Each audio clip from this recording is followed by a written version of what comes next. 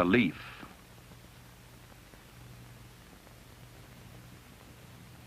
And the world of nature, the environment in which the leaf grows and falls.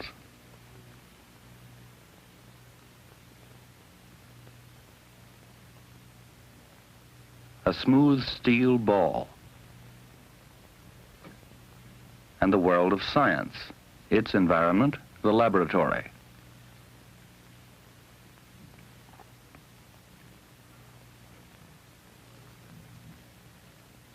Is there any connection between these two, the leaf and the ball?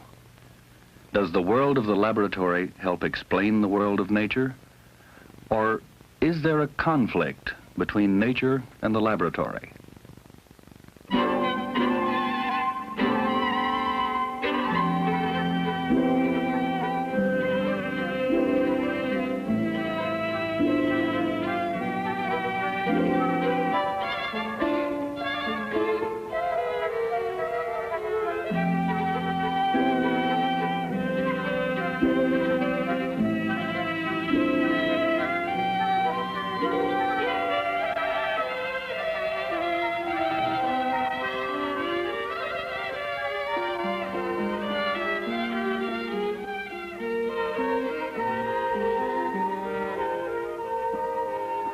The scientist is a man studying nature in the laboratory. Everybody knows that. But how is this possible? How can a man in a laboratory tell you anything about nature, nature out of doors? Take electricity. In the lab, the scientist takes a battery, which is made up of very carefully specified chemical compounds. He connects the two ends of this battery by means of a copper wire. Here and there, along this wire, he inserts various strange devices: coils, capacitors, switches, ammeters, voltmeters, oscilloscopes, and he tells us that he has succeeded in finding rules which predict the visible motion of the pointer patterns on a scope as the switches are open or closed in an arbitrary way. This may be to him an interesting game, but what has it to do with electricity in nature? With the immense brilliant stroke of lighting in a stormy night, with the splitting of a large tree when it is struck, or with the horrible numbing pain which a man feels if he happens to grasp an electric eel? Assuming we wish to learn about these natural phenomena, and this may be nothing but idle curiosity after all, is it reasonable to expect that the behavior of pointers in ammeters is going to make us understand the electric eel? That is what the scientist tells us, but it certainly sounds like a paradox. It seems rather that we have here a real conflict, a conflict of nature versus the laboratory. Is there really such a conflict? What do you think?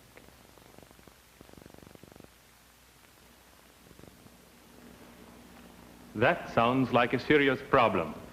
Because if there is a conflict between nature and the laboratory, then the scientist in the laboratory can't claim that he knows what nature really is like. Well, let's see what a lab is good for, in what ways experiments can help us to understand nature, and in what ways they can't. Let's see what we can do with the simplest equipment. And let's start with the simplest possible example: the motion of a falling leaf. As a physicist, I ought to be interested in the motion of everything, even the motion of this leaf. And when this leaf falls from a tree, surely there's no more natural motion in the world than that. All right, what can science say about it? Can science describe the motion? Can science describe how the leaf falls and explain why it falls?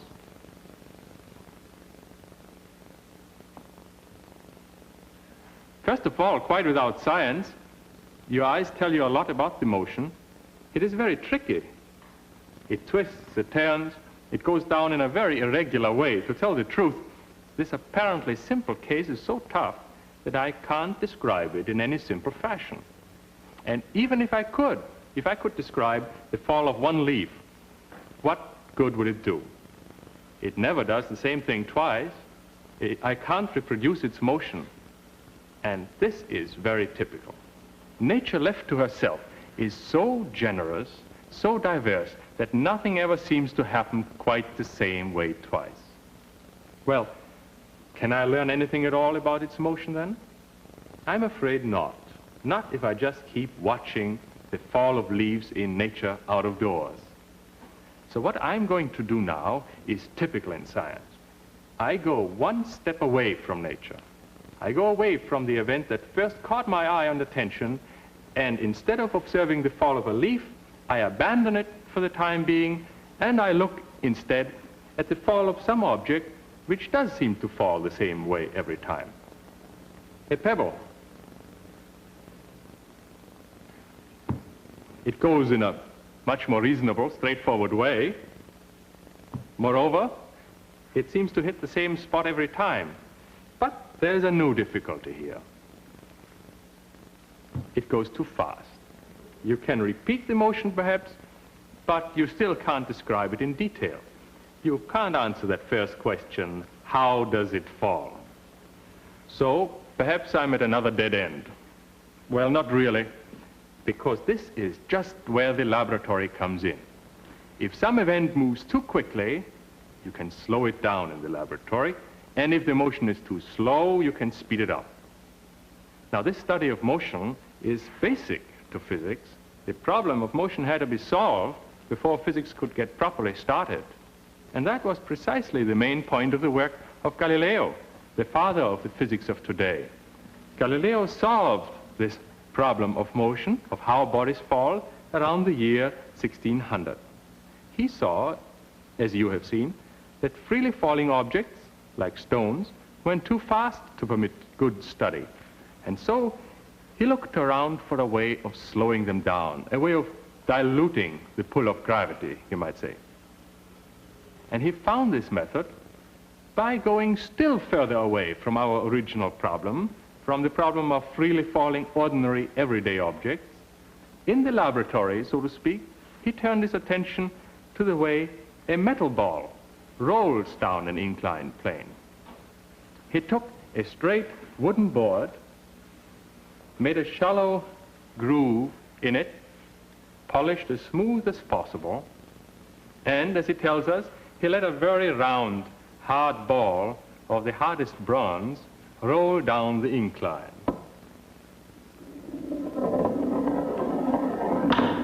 Now, surely, this is a far cry from the falling leaf, but watch what happens.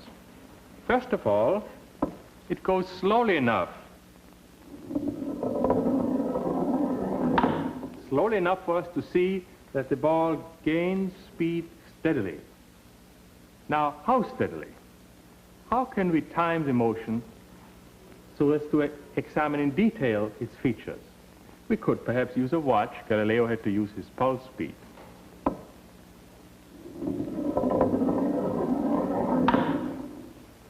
And we are now at the brink of the discovery, a discovery of a simple regularity here, because as time clicks on regularly, the distances covered increase in a steady manner. You can try this again and again. Galileo says he repeated it fully 100 times, though I don't believe he did. He didn't have to do it to convince himself. And every time he found the following simple relationship. Starting from the beginning and letting it go only for 1 second, or 1 pulse speed, or 1 unit of time, we might get to this place. And mark it. Then, starting again from the same point, let it go 2 units of time. And that brings us down to this level. And starting again from the same spot, let us use 3 units of time.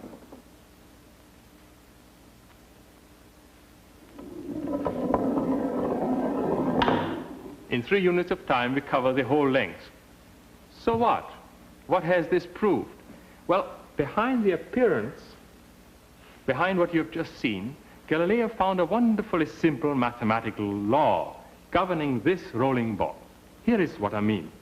Let's look at a simplified presentation of our lab experiment. On one side, we write the time that it took. On the other side, the distance that was covered. Now we have allowed the ball to go for 1 second, starting again from the top for 2, letting it go again for 3, and so on. If the track had been longer, we could have done it for 4, 5, or 6 seconds from the beginning. Now the distances were 1 unit of length for 1 second, and 4 units of length for 2 seconds, and 9 units of length for 3 seconds, and correspondingly more if it had been longer. Now, do you see something? There is a simple relationship here between time and distance. For look, I could write, for example, the 4 as just 2 times 2, which is, of course, 2 squared. And let's write the 9 as 3 times 3, which is, after all, nothing but the square of 3, or 3 squared. And then, to be symmetrical, let's write the 1 as 1 times 1, which is nothing but 1 squared.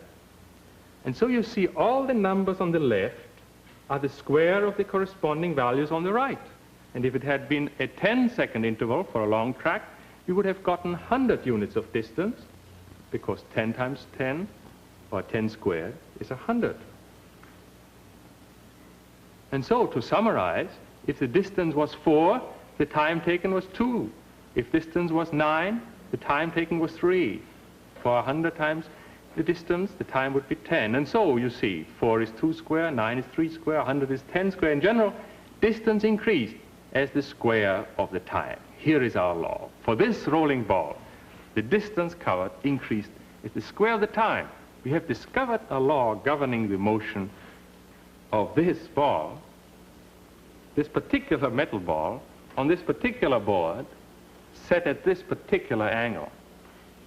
Now, it's not perhaps very significant, but you can do it again with, other than metal balls, you can do it with billiard balls, wooden balls, you'll get the same result. The material of which the ball is made doesn't count. Well, how about trying different angles?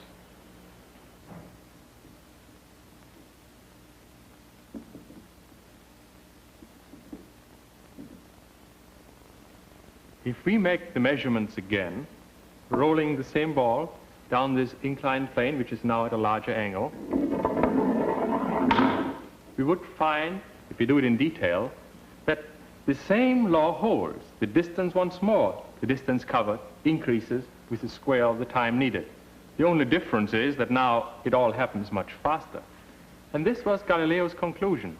All hard rolling balls on smooth inclines of all angles obey the same law of motion. This means that the material of the ball and the angle of the incline don't matter. But if that is so, what indeed would this mean? What would it mean if the incline has become 90 degrees? If the rolling object now rolls down along the path of a falling object? Watch. Here we are beginning to come back to the fall of the pebble, and then to the fall of the leaf. We're beginning to retrace our steps. We're going back from the laboratory to nature out of doors. For here, the ball would go down an inclined plane which happens to have an angle of 90 degrees. It goes too fast now for timing, but if the angle of the incline doesn't matter, should the law for rolling balls, which we have already found, not also hold for this case? That is, for something that approximates. Galileo guessed that the same law should hold, even though there may be other differences between the motion. Now, he had no test, but today we have, with photography, for example. This is a copy of a photograph of a series of exposures made at regular intervals, about a 30th of a second apart, of one ball falling as a hand released it. Now notice how the distance increases between each exposure. By measurement, we can find the same law holds in free fall as in rolling motion. That is, the distance covered is proportional to the square of the time. So by considering the motion of a bronze ball on a smooth track, something which is not likely to happen in nature on its own, we have discovered a law which you can also apply to the fall of heavy objects like pebbles. But of course, this leaves out the case that started us, the leaf, which started us off on our search for a law of fall. It isn't a heavy object. So the law of fall does not seem to apply to it. Is this law that I've shown you then of any use for this case? What is responsible for the difference in the motion of a leaf and the motion of a pebble? Galileo now offered an explanation. He said that for heavy objects, like metal spheres or the stone, the friction of the air as they fall is negligible. But for light objects, like leaves or snowflakes, there's a great deal of air friction. Look, here is what I mean. A sheet of paper is like a leaf in that it offers a lot of resistance to the air. Therefore, it also drops in an uncertain, slow way, somewhat like a leaf. But when I make it into a small, hard ball, same object has less area on which the air can act, and now it drops straight, much more nearly like a metal ball or a stone. Galileo thought that if air resistance were removed entirely, as it would be in a vacuum where there is no air, all objects, even leaves or sheets of paper, would fall at the same rate as stones. Well, you'll say you don't find a vacuum in nature around you. You can only create one in the laboratory. Yes, but if you do, you find that Galileo's prediction is right. Leaves do fall like stones in a vacuum. Good. So you can begin to understand our leaf, but only in vacuum. What of the leaf that we began with, out in the open, in the forest?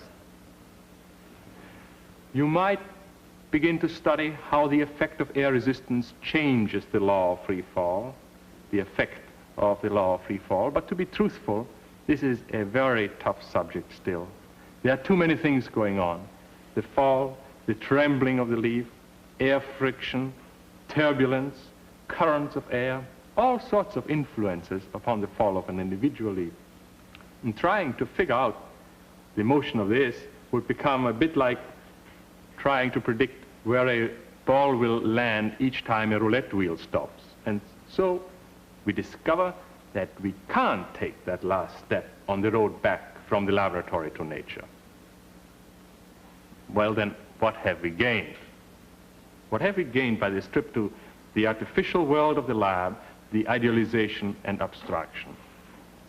Not, I regret to say, the ability to predict every last detail of motions all around us. But we have gained three things. One is a law.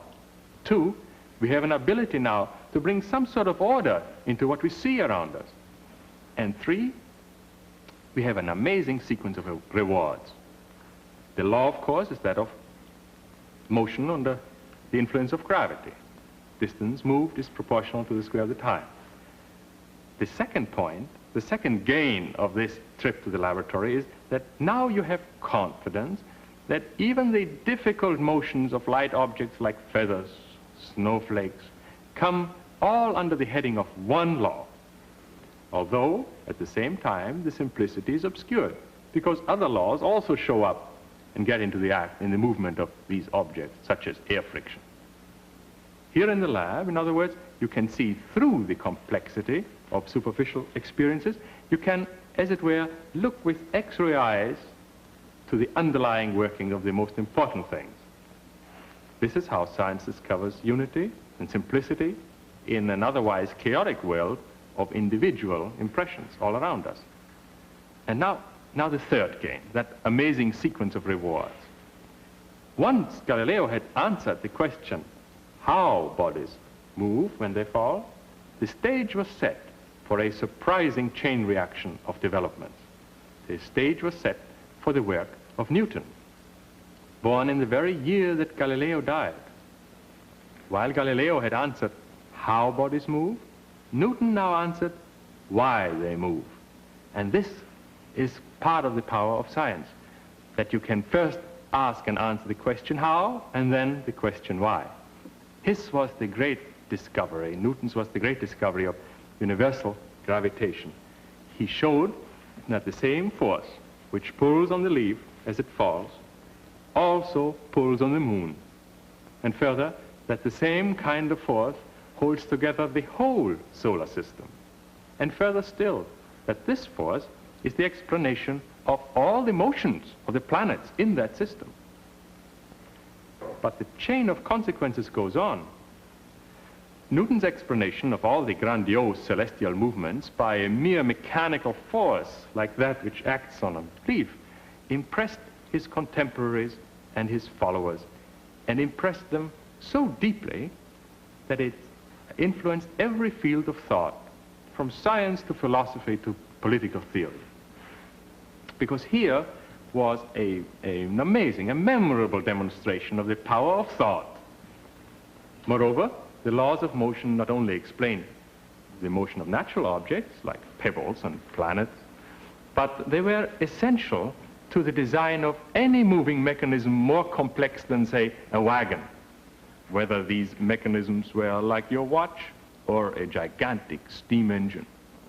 You see, our search for the how and why of simple motions forced us into the laboratory to do experiments. And the full result of these experiments was not only that we now understand a little better what happens in nature, but it also opened up great new insights. For example, that all of nature is connected by simple laws, or that the minds of men can reveal the deepest secrets of the universe, and that one can use these laws to make things which can benefit mankind.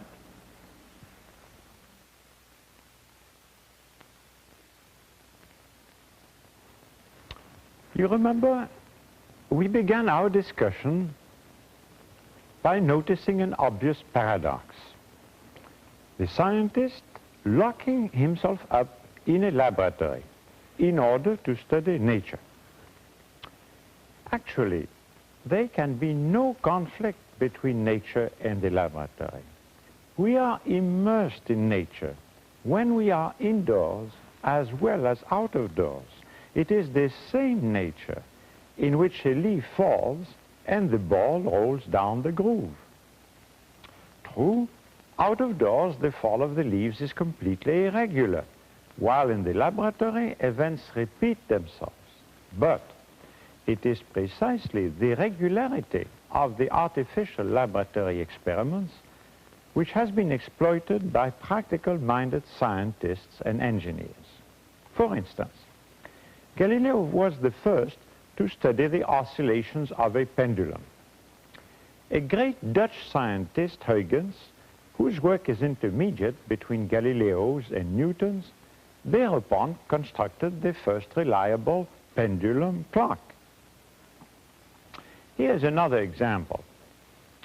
In this little device, the current from an electric battery causes a small wheel to turn.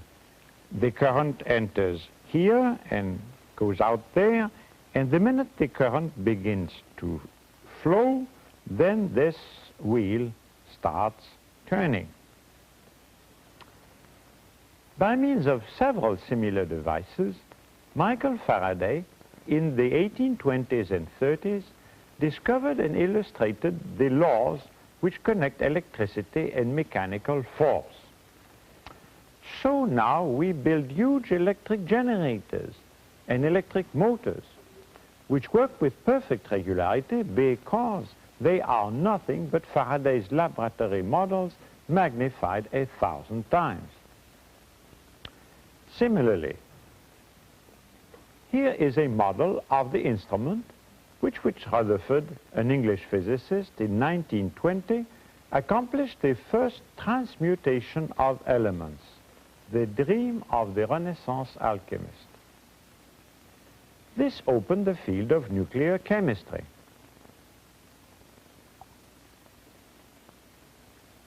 Today, in the atomic reactor, like this one at Harwell, England, the transmutation of the elements is no longer the dream of lead changed to gold, but the creating of new elements for the treatment of disease and the generating of electricity for our homes and industry. Again, chemists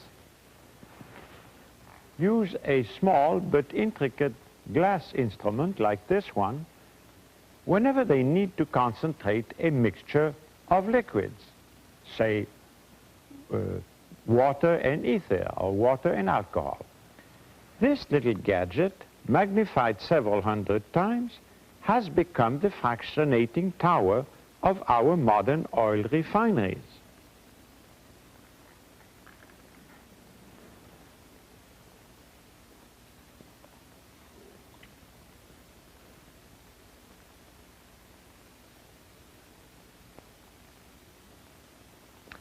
Thus, while physics is rather unsuccessful in predicting the fall of a leaf or of a snowflake in the wind, it is completely successful in predicting the behavior of an electric motor or of a nuclear reactor or of an oil refinery. And it is successful because these material objects have been built on the model of laboratory experiments. Note that these objects were never before seen on the Earth during its several billion years' existence. It is only in our century that these tremendous technological achievements have been realized. So, by shutting himself in the laboratory for the last 3.5 centuries, the scientist has gained for us two things. One, a collection of numerical laws which rule the physical universe. And two, modern technology, which is changing the face of our world.